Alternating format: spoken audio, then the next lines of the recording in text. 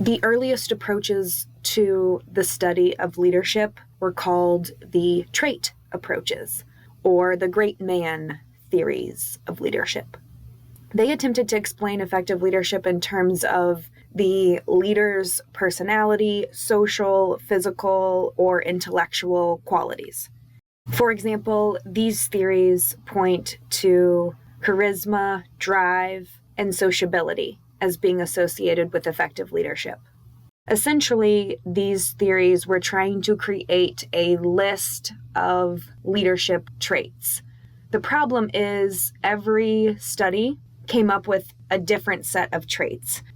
Even today, we do not have one list of the top 10 most important traits.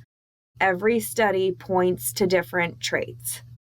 Today, we also know that traits do a better job of predicting the emergence of leaders. In other words, traits predict which group member will emerge as the leader, but traits don't do a very good job of predicting how effective a leader will be.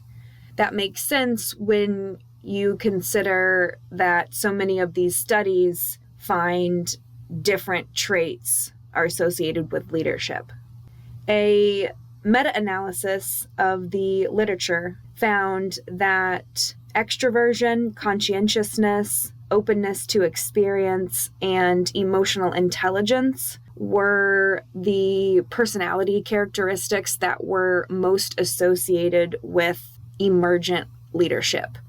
So that means people who are extroverted, people who are emotionally intelligent, those people are the individuals who are most likely to become the leader when there is no leader.